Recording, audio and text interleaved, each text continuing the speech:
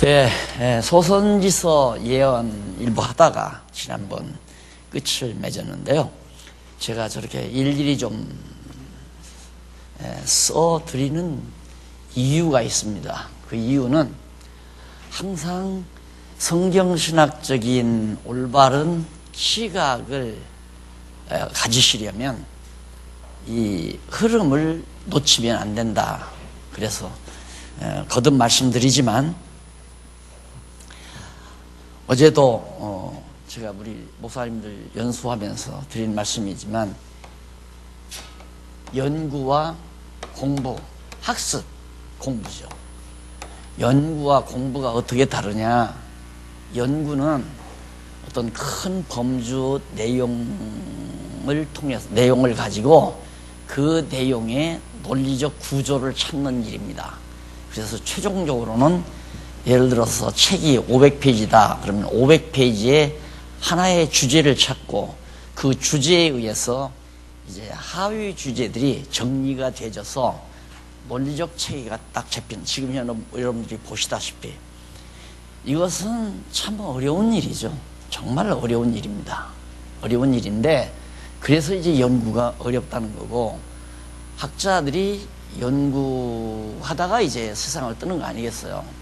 그럼 연구해 놓은 것을 지금 우리들이 공부하는 것처럼 공부하는 것은 이제 상향식입니다. 그러니까 연구는 하향식이고요, 공부는 상향식이에요. 그 말은 무슨 뜻이냐면 호세아 1장부터 3장까지가 정말로 예언자를 소명하는 내용인가 요거 확인하는 일이에요. 정말로 그러네. 그러면 왜 하나님께서 예언자를 소명을 했는가? 그 이유를 알려면 이스라엘 자손을 회복하기 위해서 소명을 했구나. 하나님께서 호세아를 소명했구나. 그럼 왜 이스라엘 자손을 하나님이 회복하는가? 이스라엘이 지금 다 이제 패망을 했으니까 그 패망한 이스라엘 자손들을 회복하기 위해서 하나님께서 예언케 하려고, 그래서 예언자를 불러 이스라엘 자손을 회복을 시키는 거다. 이제 그래서 그것이 이제 호세아서부터 오바댜 더 많은 내용 아니에요? 그럼 호세아서부터 오바댜서까지만 아는 게 아니라 그 상위 주제는 그러면 왜 이스라엘 자손을 회복할 걸 예언하는가? 하나님께서 소선지자들을 통하여 예언으로서 메시아 그리스도를 언약하기 위해서다. 그러니까 요 흐름을 놓치면 얘기하다가 항상 빗나갑니다. 항상 빗나가요. 그래서 예를 들어서 예언자를 하나님이 소명했다 하면 소명 얘기하다가 우리는 하나님께 소명을 들은 사람입니다. 그러므로 하나님께 충성해야 됩니다. 하나님이 소명하신 뜻을 어기면 안 됩니다. 이제 이쪽으로 빠져나가는 거죠. 그러면 성경과 영 빗나가는 얘기를 하는 거예요. 그래서 성경신학을 제대로 연구하고 공부하는 방법을 제대로 알면 참 쉽지만 모르면 3년 아니라 10년 되고도 헷갈리고 있는 거예요. 그래서 다시 한번 내가 이렇게 써드리는 이유가 바로 그겁니다.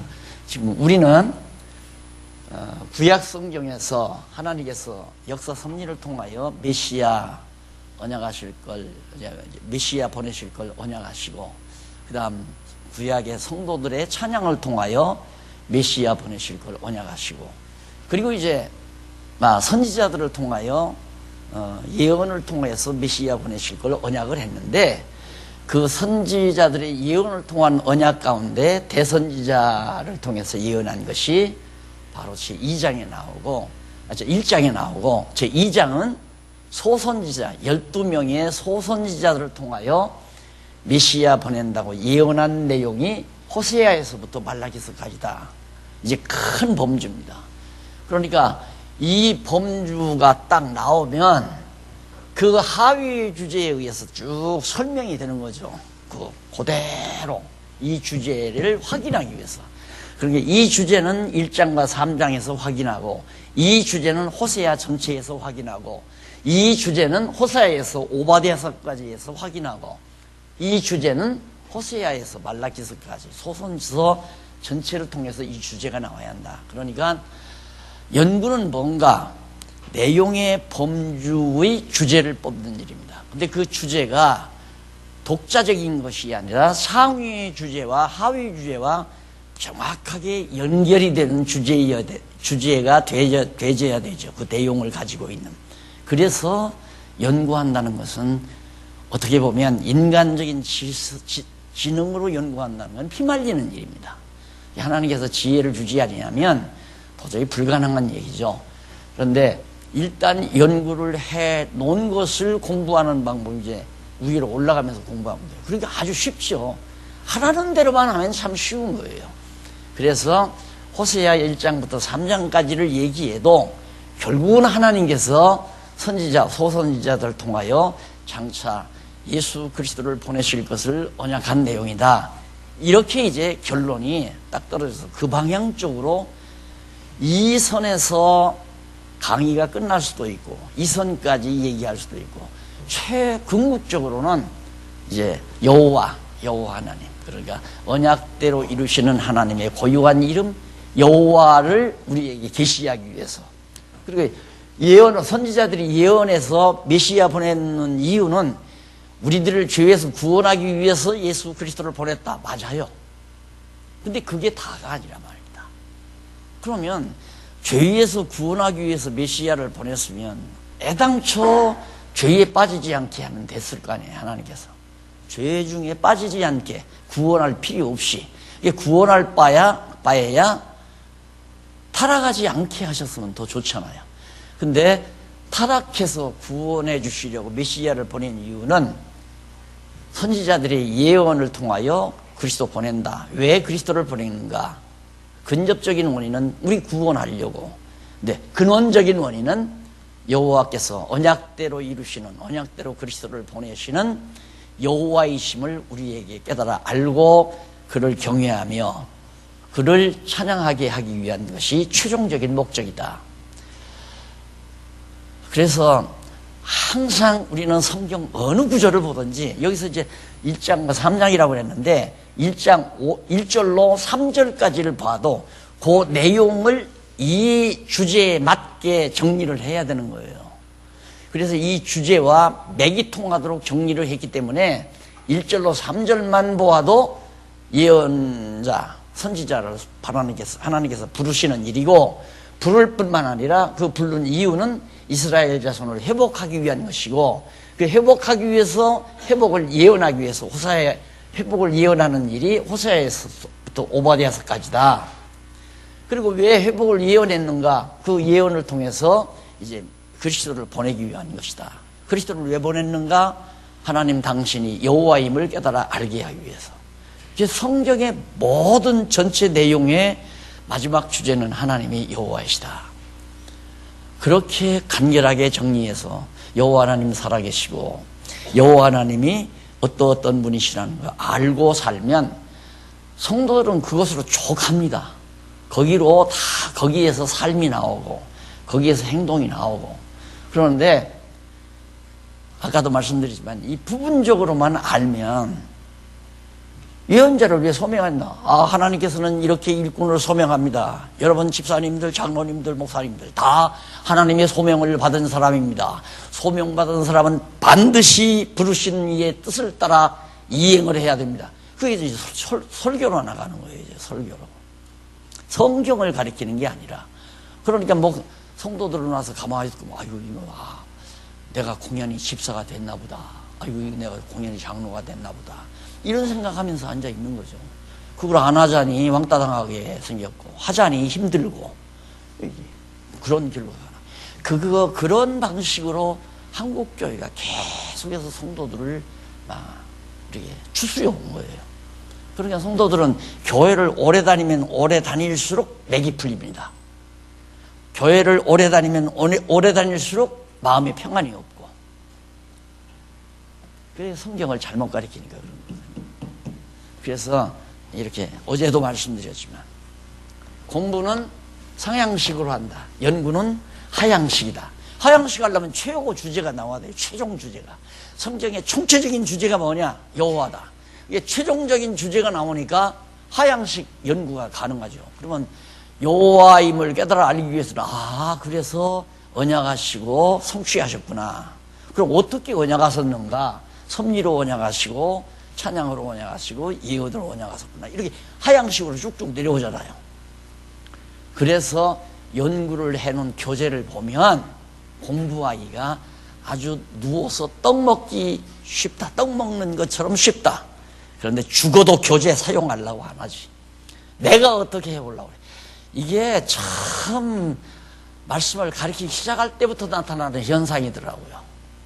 날들어 전주에서 오는 목사님이 사경위를 오라고 그래요. 성경 가르쳐달라고. 갔더니만 막 쫙 펼쳐내놔요. 내놓고는 하는 말이, 제가요 목사님이 강의 듣기 전에 제가 이거 만들어 봤어요. 그래 만들어 보고 맞춰보니까 맞는 것도 있고 안 맞는 것도 있고 그런다. 그래도 그 사람이 저 대전에서 내 책 전부 카피해서 신학교 해가지고 거기다 교재로 팔아먹어가면서 신학생 기른다고 하더라. 목회하는 것보다 훨씬 낫대요. 그런 장난들을 하니까 성경 신학 공부했다고 해도 딴소리 자꾸 한다니까. 딴소리. 그냥 언제나 여호와 하나님 살아계시고 여호와 하나님이 역사를 주관하시고 내 생명을 주관하시고 나는 날 죽는 날 다 정해놓으시고 섭리하신다. 이게 확인되고 하도록 그냥 성경만 가르치면 그렇게 되거든요. 자, 이렇게 해서 이제 지난번 우리가 소선지서 이제 조금 공부하다 말았는데, 그 호세아에서부터 오바댜서까지는 예수님이거든요. 이게 다벳 왕님이니까 이게 이제 솔로몬이고, 이게 솔로몬 왕이에요. 40년. 자, 그런데 나라가 이렇게 갈라졌단 말입니다. 이렇게.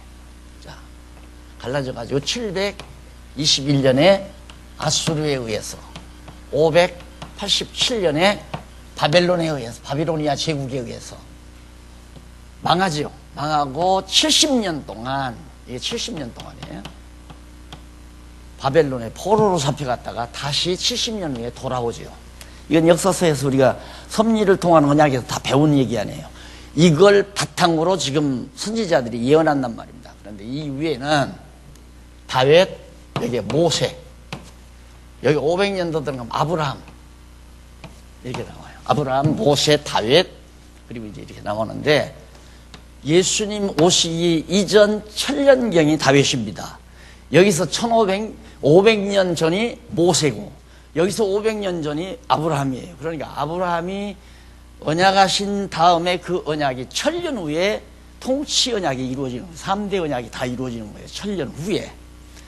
언약이 이루어지는데 모세가 이 땅으로, 가나안 땅으로 인도하기 위해서 광야에 나와가지고 모압 평지에서 모세가 운명하기 전에 신명기 마지막 후반에서 여기에서 이루어질 일을, 그러니까 나라를 이루어서 통치하는 이 시대에 이루어질 일을 모세가 여기서 전부 다 예언을 해요. 예언이라기보다도 언약을 해요.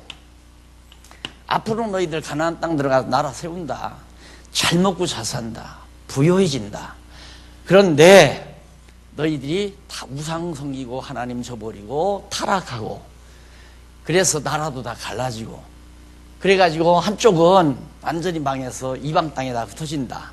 그런데 여기만 흩어지는 게 아니라 남쪽 유다 너희도 다 흩어지는데 성들이 다 회파되고 형편없이 다 정말 백성이 망해가지고 이방 땅에 가서 70년 동안, 그러니까 한동안 포로로 잡혀가서 살다가 다시 돌아오게 된다. 이걸 모세가 언약을 하죠. 모세 시대에. 그러니까 신명기 27장, 28장, 29장, 30장, 31장, 32장까지 그 후반부에서 전부 장차돼요. 그럼 그 전반부는 뭐냐? 모세가 지금까지 백성들을 데리고 쭉 오던 광야 시대에서 되어진 일을 재교육을 시키는 일이에요. 이게 과거 되어진 일을 모세가 예언해주고, 그리고 장차 되어질 일을 과거에 있었던 일을 회고하면서 백성들을 재교육을 시키고, 그리고 장차 나라를 이루어서 살아가면서 되어질 일을 예언하고, 그래서 언제나 선지서는 지난 일에 대한 해설, 과거에 대한 해설, 그리고 현재에 대한 올바른 판단. 백성들로 하여금 지금이 바로 이러이러한 때다. 그리고선 그 다음 그걸로 멈추는 게 아니라 장차 어떻게 될 걸 얘기해요. 그러니까 어떤 의미에서는 선지서라고 하는 건 사관이 열리게 만드는 거죠. 역사를 어떻게 바라보는가. 그러니까 아브라함 이후의 모든 역사들을 이 시대, 지금 현재 이사야가 이 시대 사람이라고 했잖아요. 이사야가 이 시대 살면서 7세기, 8세기경에 이사야가 살면서 아브라함 이후의 역사를 어떻게 보고 있는가, 그리고 미래사를 어떻게 내다보는가, 이게 이제 선지자들의 예언이에요. 그래서 학생들에게 이 예언서를 자꾸 선지서를 통해서 가르치다 보면 학생들 자기 스스로 사관이 열려요. 역사관이 열린단 말입니다. 그게 이제 기독교 역사관이죠. 그러니까 성경을 제대로만 공부하면, 자, 정치학도 나오죠, 역사관도 나오죠, 신관도 나오고, 모든 인문학도 나오고. 지난번 말씀드렸잖아요. 전도서 같은 것은 기독교 인문학이라고 해도 아주 충분한 학문이다. 학문적으로 볼 때. 그러니까 종합적인 진리 체계가 성경에 담겨져 있기 때문에 아주 놀라운 책이죠. 그게 하나님 말씀 아닙니까? 그래서 이사야를 통해서 이렇게 북이스라엘 망한다, 남쪽 유다 너희도 망한다, 지금 예언하거든요. 그 무렵에 같이 나타나서 보조 역할을 하는 선지자들이 누구냐면 호세아, 요엘, 아모스, 오바댜, 이 4명의 선지자가 이사야 선지자가 예언할 당시에 보조 역할을 하면서 예언하는 선지자들이에요. 그럼 이사야는 두말 가다비 때리시고 싸매시는 것 예언했잖아요. 하나님께서 때리시고 그 다음 싸매신다, 이걸 예언하는 내용이 이사야 선지서인데, 그런 내용의 일부분들을 호세아, 요엘, 아모스, 오바댜가 함께 보조 역할을 하면서 예언했다. 그러면 호세아는 387페이지 상단에 보면 1번 이스라엘 자손 회복. 왜 그러냐면 여기서 이스라엘 자손이란 통틀어서 말하는 겁니다. 통틀어서. 여기서 유다 백성 한 지파 반 나왔죠. 이건 유다죠. 남쪽 유다. 북은 이스라엘이라고, 국호로다 이스라엘. 국호를 북쪽에서 가져갔어요. 이건 그러니까 다윗 왕조를 떠난 왕조죠. 그러니까 결국 이건 721년에 완전히 나라가 망해버렸어요. 왕조가 없어져 버렸어요. 그럼 뭐만 남았는가? 이스라엘 자손이 더러더러 남아있단 말이에요. 남은 자만 구원한다는 말이 바로 그겁니다. 다 망하고 남은 자들, 이스라엘 자손이 남은 자 있잖아요. 이들이 장차 남쪽 유다 자손들이 바벨론 포로로 갔다가 70년 후에 돌아올 때 같이 여기서 돌아와요. 그렇게 해서 결국은 이스라엘이 다시 회복이 된다. 그러니까 지금 현재 팔레스타인 땅에 지금 자리를 잡고 있는 나라가 유다 나라라고 하지 않잖아요. 이스라엘이라고 하잖아요. 이스라엘. 나라가 다시 회복됩니다. 국호가. 그래서 여기 호세아 선수는 이스라엘 자손, 그러니까 12지파 이스라엘 자손들이 다 회복될 걸 예언하면서 거기서 이제 호세아가 막 하나님께 부름을 듣죠. 그래서 언제나 하나님 나라의 일꾼들은 사람이 세우는 게 아니다. 하나님이 직접 불러요. 감동을 주어요. 왜? 어떻게? 은사를 주어서.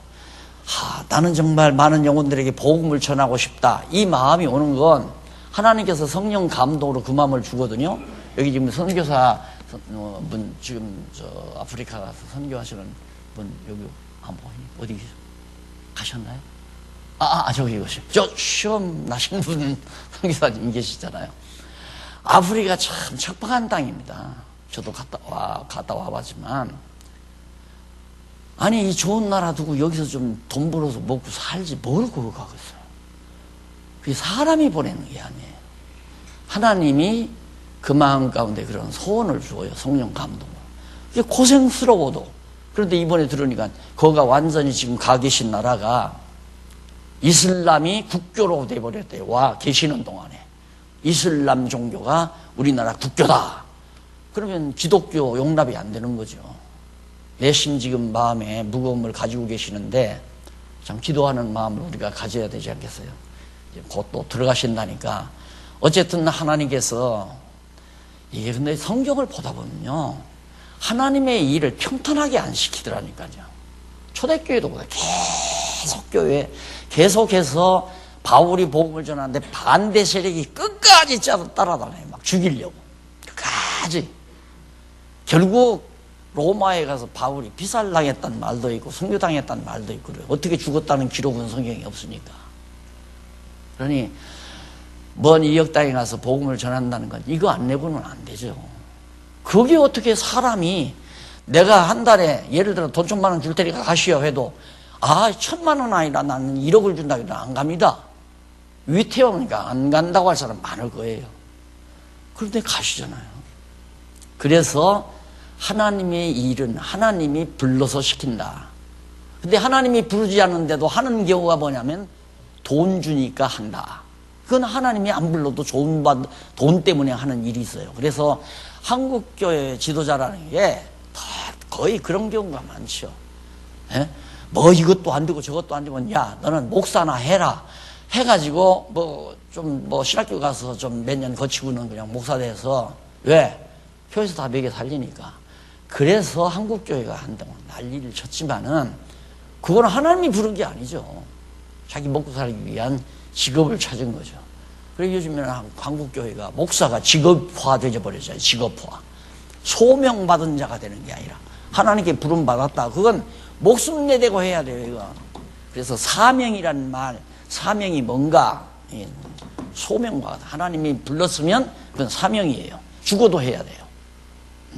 목숨 두려우면 안 하는 게 아니라 목숨 내대고 하는 게 소명이란 말입니다. 그래서 여기 이제 호세아를 소명해가지고 첫 번째, 두 번째 소명 계속 소명하잖아요. 그래가지고 세 번째까지 하면서 심판에 대한 예고를 하죠. 처음 호세아 선지자가 이사야 선지자와 함께 이사야도 하나님께서 때리신다, 심판한다 그 말이에요. 그래서 곁들여서 호세아가 심판을 예언하는 내용이 4장에 나오고 심판 결과에 대해서 언급해주고 심판 방법도 말해주고 너무너무 분명하잖아요. 심판한다. 그러면 심판의 결과가 어떻게 된다. 그리고 하나님께서 심판은 어떤 방법을 한다. 이렇게 예언해주는 이유는 앞서 여기 다 하나님께서 작정하셨잖아요. 이 영원전에 로고스 생명, 로고스 하나님의 말씀대로 작정 다 해놓은 거란 말입니다. 작정에 따라 내가 이렇게 하겠다라고 하는 것이 언약이라고 그랬어요. 언약. 작정대로 이루실 것을 열조들에게 또 역사 초기에 직접 인간에게 하나님이 나타나서 말씀하시는 걸 언약이라고 그래요. 그 언약은 아까도 말씀드렸지만 아브라함에게 한 언약이 아브라함에게 한 언약이 천년지라서 다윗 때 완성되잖아요. 그러니까 그때는 아브라함이 없죠. 그러니까 이때 아브라함에게 언약했지만 여기 와 보면 그 언약 다 잊어버리고 살잖아요. 다 누가 기억하겠어요. 그러니까 요 무렵에 하나님께서는 이제 사무엘 선지자 같은 선지자를 보내잖아요. 보내서 이렇게 나라가 세워질 걸. 그럼 여기는 이제 모세를 통해서 또 예언을 했죠. 근데 여기도 500년 전이에요. 그러니까 이루어지기 전에 선지자를 보내서 이제 곧 언약대로 이루어진다. 그걸 예언이라고 그래요. 예언. 그러니까 예언은 언약에 근거하고 언약은 작정에 근거한다. 하나님의 작정에. 작정은 영원한 세계에서 되진 거고 언약은 이 지상 위에 앞으로 장차 먼 역사 섭리를 해나갈 것을 하나님께서 언약을 하시고 열조들에게 언약대로 이루실 때 이루시기 직전에 이렇게 언약하신 말씀대로 이렇게 된다. 여기도 마찬가지죠. 이사야도 모세를 통해서 여기 한 천년 한 800년 전 모세에게 언약했잖아요. 망한다. 우상 섬기고 하나님 저버리니까 너희들 성터가 다 회파되고 들짐승이 우글거린다. 이렇게 모세가 다 언약을 했는데 그때가 왔어요. 그 시기가. 그러니까 이때 하나님께서 선지자를 보내서 과거 모세가 언약한 대로 곧 그게 이루어진다. 이제 망한다. 어떻게 망하는가? 뭘로 하나님이 심판하는가? 자상하게 말을 해요.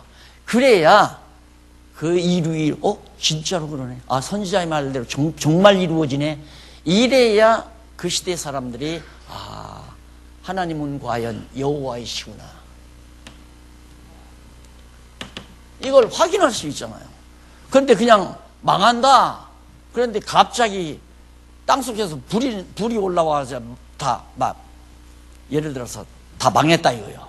아, 지진이 나서 화산 터져가지고 망했구나.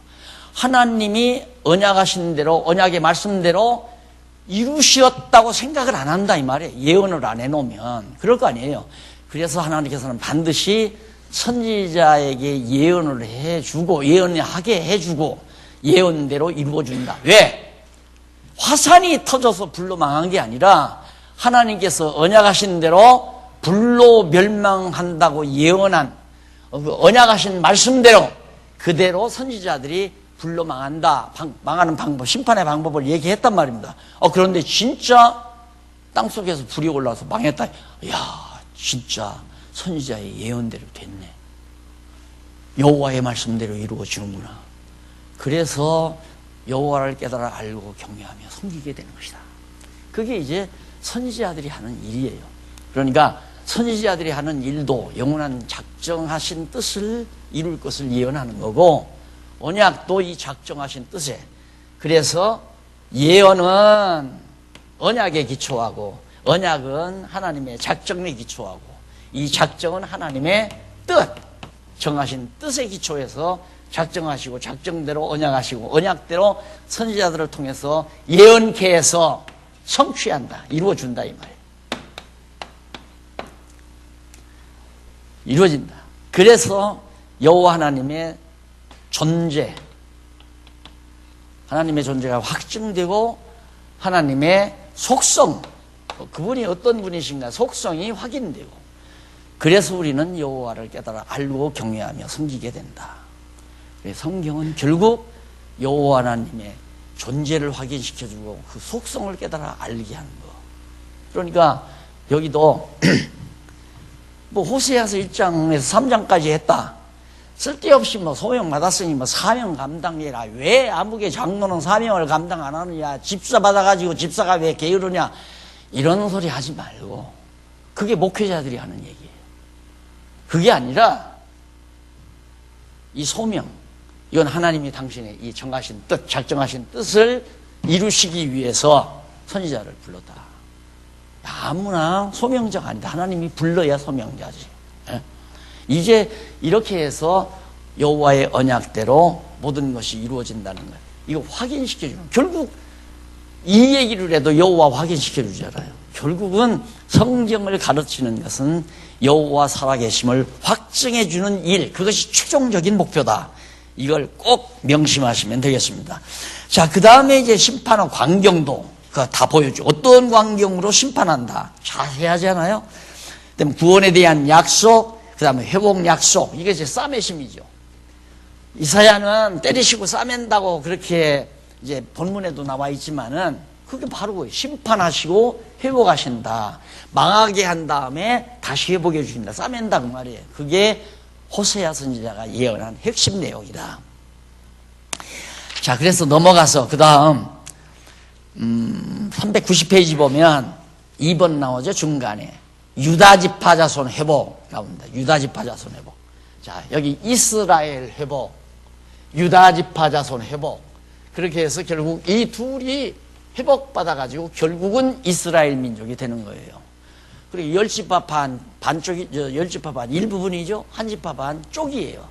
이 둘이 다 보태져야, 합해져야 결국 완전한 이스라엘로 회복이 되는 거예요. 그래서 요엘 선지자는 유다 자손이 회복된다는 사실을 예언하는데요. 그래서 장차 재난에 대한 예언, 회개에 대한 촉구, 구원에 대한 약속, 이게 이제 바로 요엘 선지자가 예언한 내용이고, 그 다음 아모스 오바댜 나오죠. 여기서 오바댜까지니까 아모스 오바댜, 그러니까 두 번째, 양쪽 가로 두 번째, 양쪽 가로 세 번째까지죠.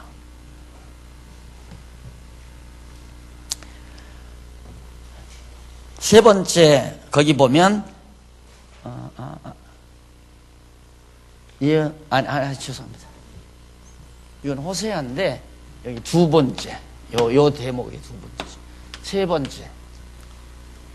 그 이제 아모스 오바댜 이 두 선지자가 예언하는데 열방들에 대한 진노, 이 말은 아수르 고약하죠. 아수르 제국이니까 많은 나라들이 연합되어 있단 말입니다. 그런데 하나님의 백성을 괴롭혔잖아요. 다 사로잡아가고 성들 다 헐어버리고. 남쪽 유다도 바벨론이 제국 아니에요. 물론 아수르 망한 다음에 바빌론이 하니까 마찬가지. 열방이죠. 열방. 열방은 다 모여져서 하나의 제국을 이룬 거니까 아시리아 제국도 열방으로 이루어졌고 바벨론도 마찬가지로 열방입니다. 이런 열방들에 대해서 놔두는 게 아니라 진노한다. 이게 이제 원수 갚아주는 거예요. 하나님께서 하나님의 택한 백성들에 대한 원수를 갚아준다. 자, 우리 인간들이 얼마나 미련하면 하나님께서 이런 방법으로 우리에게 당신이 우리를 사랑한다는 자비성을 알게 해주실까. 참 이런 거 읽다가 보면 참 공감이 가요.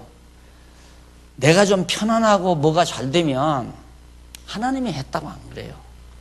잘된 건 내가 부지런히 뛰고 내가 노력해서 잘된 거고, 안 되면 뭐 하나님이 이런 하나님이 있어. 왜 안 도와줘서 이렇게 안 되게 해.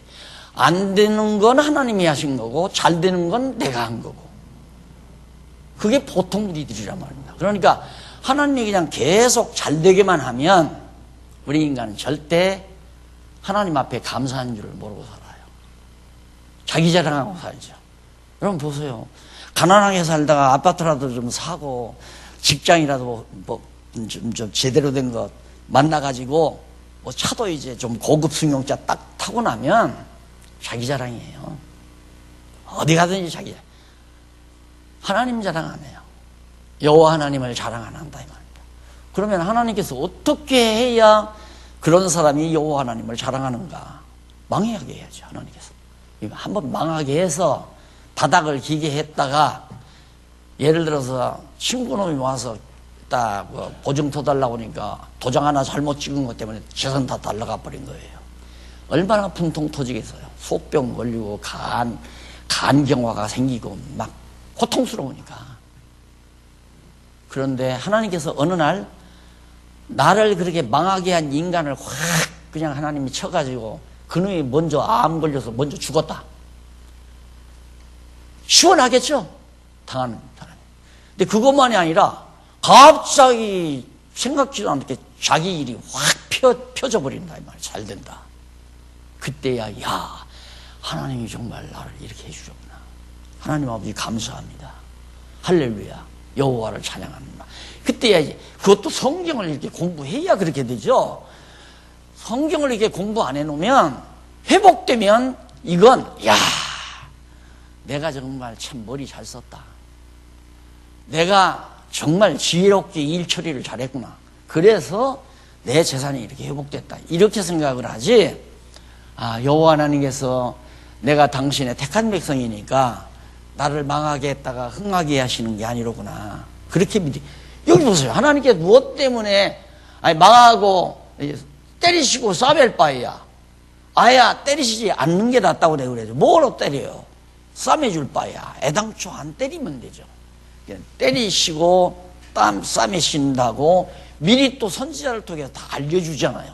분명히 때린 다음에 싸맨다. 누가? 여호와 하나님께서. 왜? 다 망했다가 흥하는 것이 여호와 하나님. 내가 그렇게 한 거다. 왜? 너 오만방자하니까 내 교만 좀 꺾으려고. 그리고 나 살아있다는 사실을 너에게 알려주기 위해서. 그거예요. 그렇게 여호와 하나님 살아계신 게 선지자의 예언대로 되는 거 보니까 진짜 여호와 하나님께서 때리시고 싸매시는구나. 그래서 찬양하는 거 아니에요?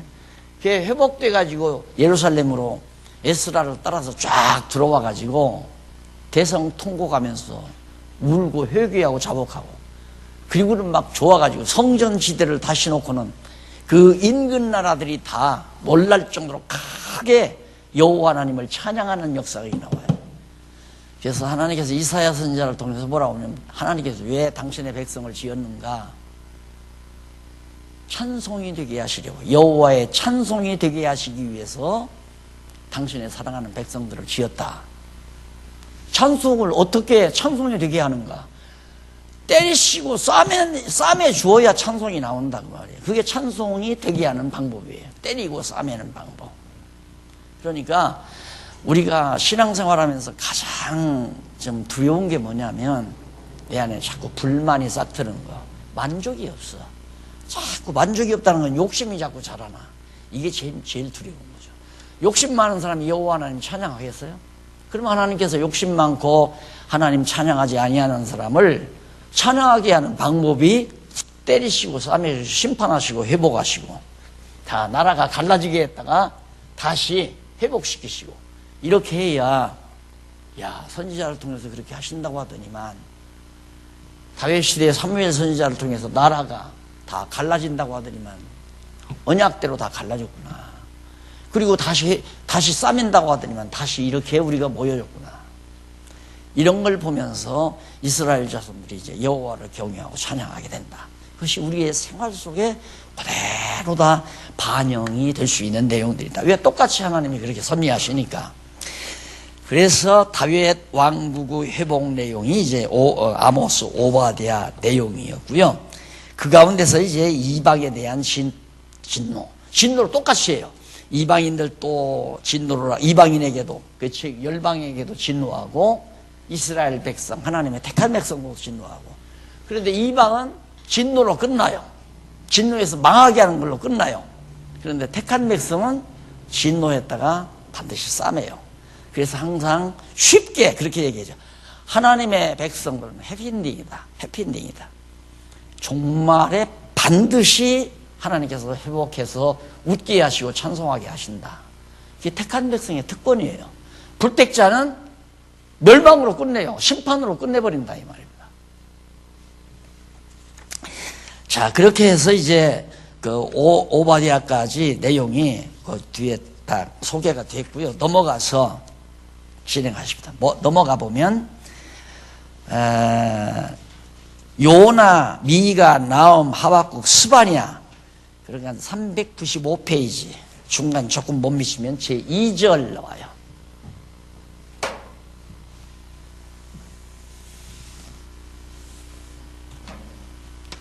제 2절.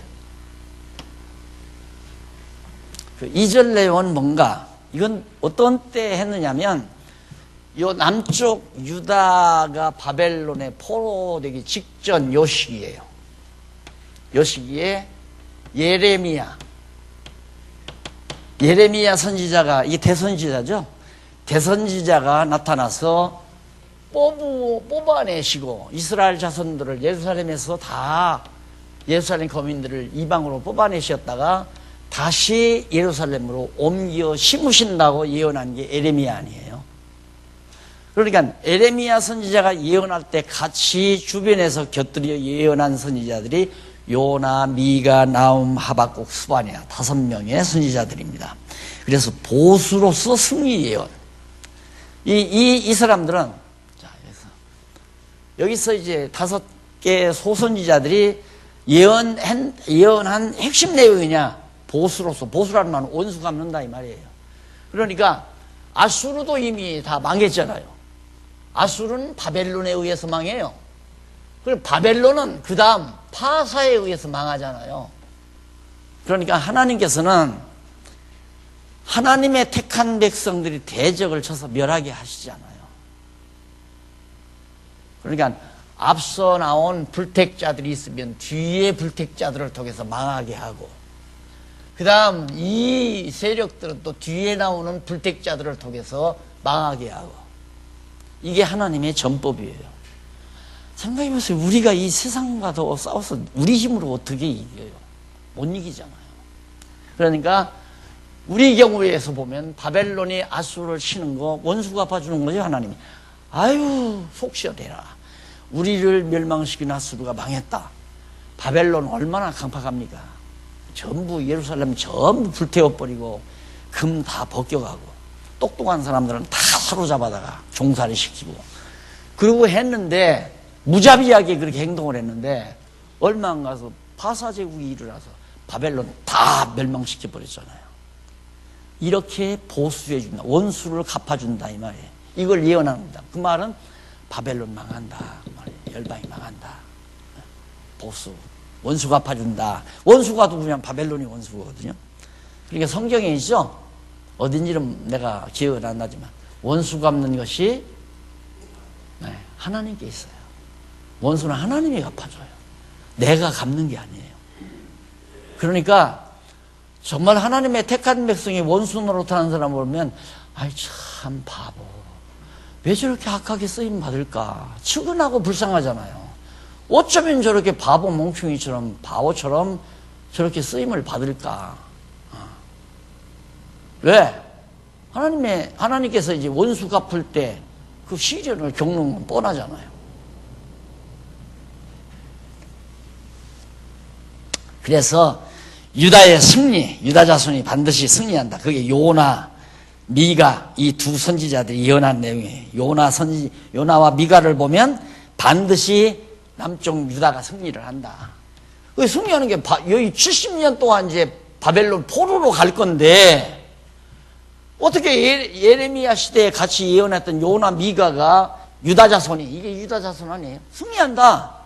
이때를 바라보고 있는 거예요. 반드시입니다.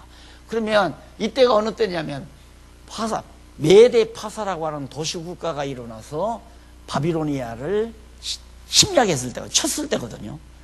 그러니까 조그마한 도시국가에 의해서 바벨론이 망하는 거예요. 이런 놀라운 사건이 어디 있어요?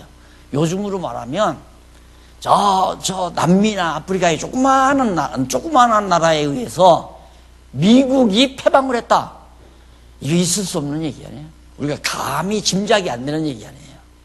근데 그 일이 다시 말해서 조그마한 도시국가가 불만이 있어서 대들었는데 그만 바벨로니아가 물러나버리고 만 거예요. 그러니까 이거 대단한 거죠. 왜?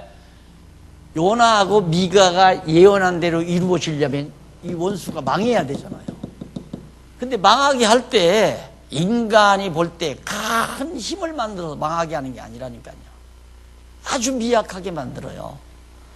여러분 블레셋과 다윗 얘기를 내가 자주 하지만은 블레셋 제국이 다윗 시대, 사울왕 시대에 엄청나게 군대들을 데리고 쳐들어왔잖아요. 그렇게 사울이 손들어 버린 거죠. 나는 도저히 나가서 싸울 수가 없다. 그 군대들도 아무도 안 나가죠. 왕이 안 나가는데 누가 나가서 싸우려고 하겠어요. 그런데 아주 미약한 초동목동 다윗이 아장아장 걸어서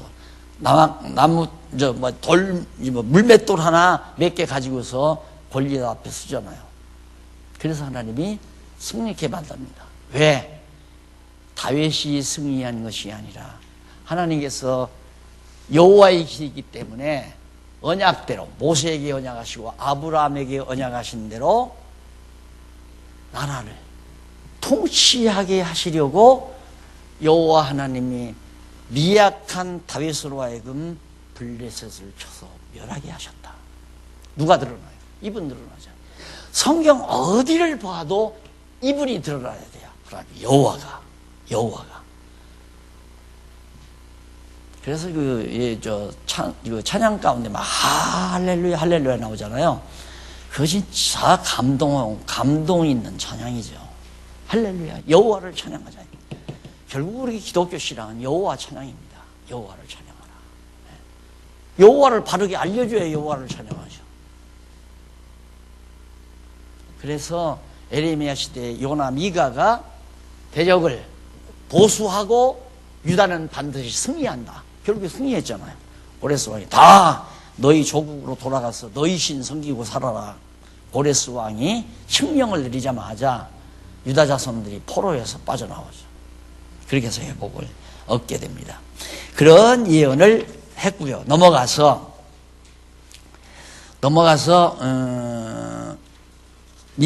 미가는 승리에 대한 약속이고 더 넘어가죠. 대적의 나훔, 하박국, 스바냐. 그 이전에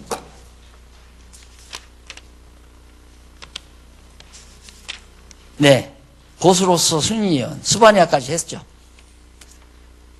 넘어가서 나훔, 하박국, 스바냐 넘어가서 402페이지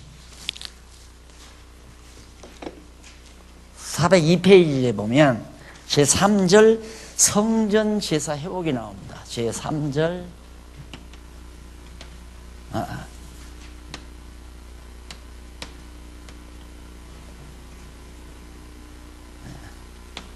성전 제사 회복. 이게 이제 선지자, 작은 선지자 학개, 스가랴, 말라기. 학개, 스가랴, 말라기까지.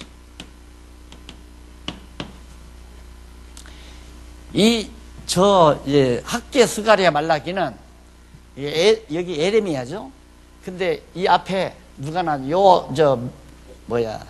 포로 시대에 누가 예언하느냐면 에스겔이 예언해요. 에스겔. 이게 대선지자죠.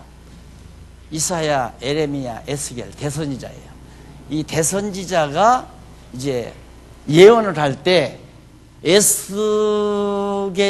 함께 이제 보조를 맞춰서 예언하던 작은 선지자들. 그게 이제 말한 대로 학개, 스가랴, 말라기, 구약 성경 끝이죠. 마지막 이제 선지자들인데, 이 사람들의 이 선지자들의 예언은 이제 제목에 나온 대로 성전 회복이에요. 예, 성전 제사 회복을 예언하는데, 성전 제사 회복 예언이죠. 회복을 예언했는데, 우선 성전 회복 약속부터예요. 자, 우선 성전 회복 약속. 성전이 회복된다 약속. 아니, 바벨론에 의해서 지금 70년, 여기 587년에 예루살렘 성이 다 불타버리고 성도 다 폐허되고 모든 금붙이 다 바벨론에서 다 가져가 버렸는데, 그리고 성전 안에 창고에 있는 모든 금기명들, 뭐 젖이며 그릇이며 부삽이며 다 금으로 됐는데 다 가져갔다 이 말입니다. 완전히 아무것도 없는 거예요. 그랬는데 그게 어떻게 회복이 되느냐 이 말이에요. 그걸 약속하는 거예요. 성전 제사가 회복된다고 예언하는데 성전 회복이 된다. 우선 성전 회복이 된다. 그래서 성전 회복 약속을 학개, 스가랴가 해요. 학개 선지자, 스가랴 선지자. 핵심 내용이 성전이 회복된다. 예루살렘 성전이 회복된다. 그러면 이런 것도 내가 자주 빠뜨리는데 원리가 있어야 다. 성전이 뭡니까? 예수님께서 보면 제자들이 이제 예수님께 지나가니까 예루살렘 성전을 바라보면서 예수님, 주님 보십시오. 저 얼마나 웅장하고, 그 헤롯이 지은 거거든요. 웅장하고 참 화려하고 좋습니까? 자랑을 하니까 예수님께서 제자들에게 하는 말이, 야, 저거 돌 하나 돌 위에 이렇게 돔 놓이지 않게 싹 헐어버려라. 헐어버리면 내가 3일 동안에 내가 성전을 짓겠다. 그 말을 제자들이 무슨 소리인가 알 수가 없죠. 못 알아듣죠. 그러나 예수님으로서는 당신이 진짜 성전이다 이거예요. 당신이. 그러니까 나를 십자가에 못 박혀 죽여도 내가 3일 후에는 다시 부활한다. 그 말이란 말입니다. 예수님으로서는.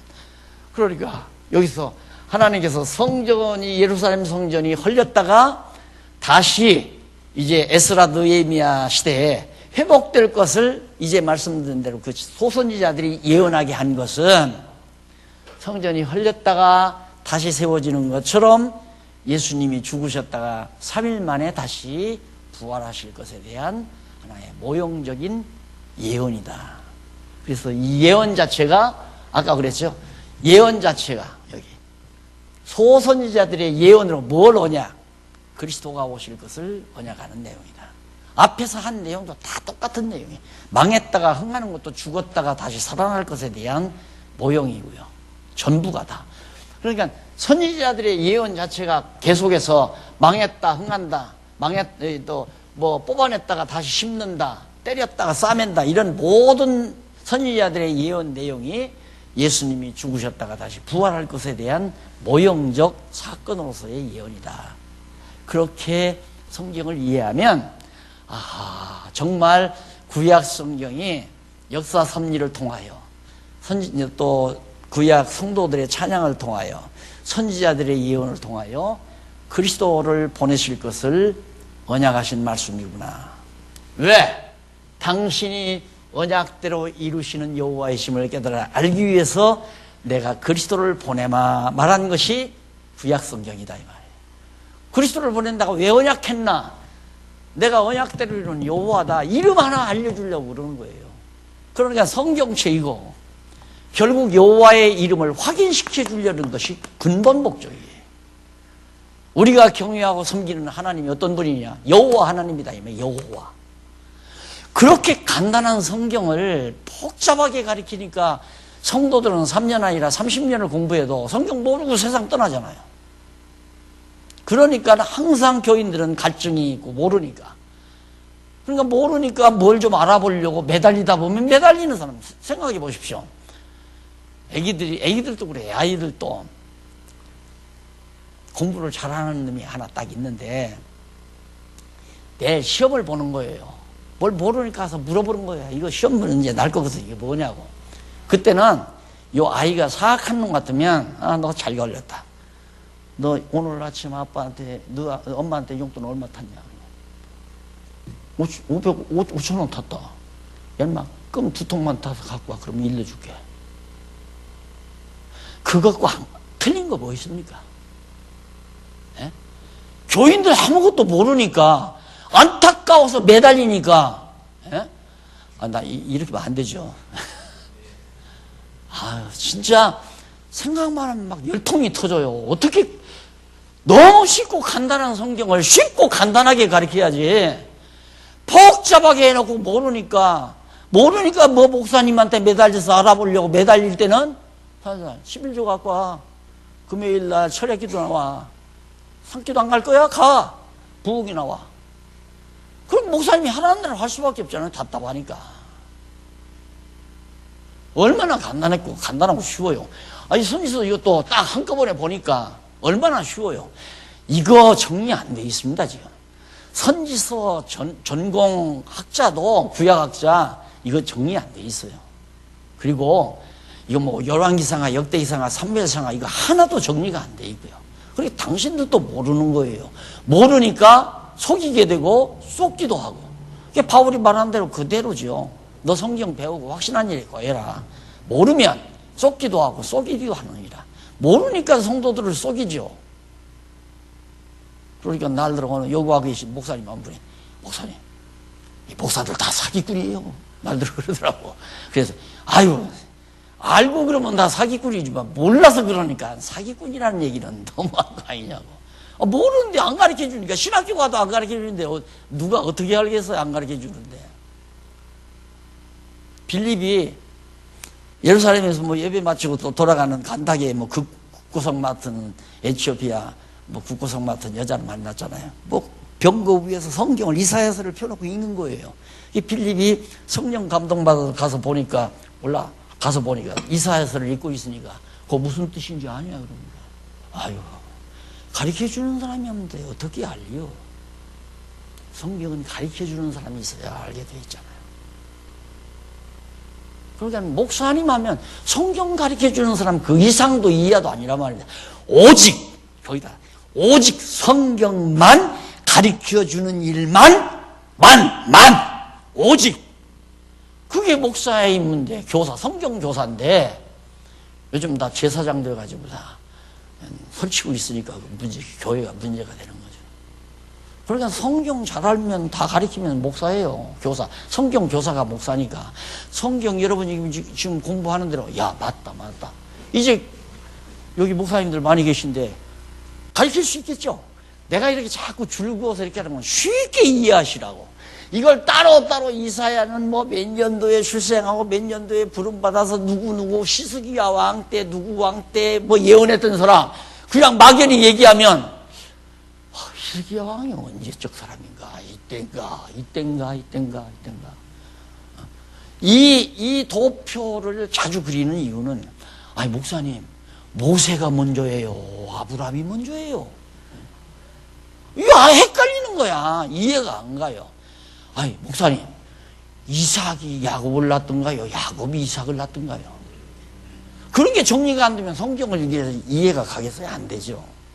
그러니까 에스겔 시대에 어떻게 이 시기에 이루어질 일을 예언한 거예요. 이 시기에 회복돼서 성전 짓고 성곽 쌓고 바벨론에서 이제 에스라가 첫 귀환하는 무리들을, 유다 백성들을 데리고 다 예루살렘으로 오잖아요. 와보니까 촛불이 확 우거져 있고 회파되면서 완전히 공터가 돼요. 얼마나 울었겠어요.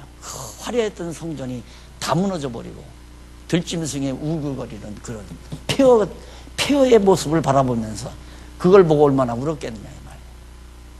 그래도 하나님께서 힘을 줘가지고 에스라의 지도를 받아서 막 성전 기초를 놓습니다. 막 파고 보니까 그래도 성전 기초가 남았을 거 아니에요. 다 무너졌어도 그거 수축하고 다시 정리해서 그걸 놓고 보니까 그 감동과 감격, 너무 감동과 감격이 넘치니까 막 통곡하며 찬양했어요. 울면서 하나님을 찬양. 그러니까 그 인근 주변이 다 들었단 말입니다. 저 사람들 왜 그래? 그 인근 주변 사람들, 저 사람들 왜 저래? 무슨 소리야 이거? 아, 유대인들이 바벨론 포로에서 돌아와서 그들이 섬기는 신의 신전을 다시 짓는데, 야, 큰일 났다. 저 사람들 저거 지면 우리는 이제 또 개밥된다. 쉽게 말하면 죄송해요. 우리 이제 고통당한다. 그래가지고 또 뭉쳐가지고 그거 방해 공작하려고. 선한 일에 방해 공작 꼭 따라다닙니다. 참으시면서 생각해 보십시다.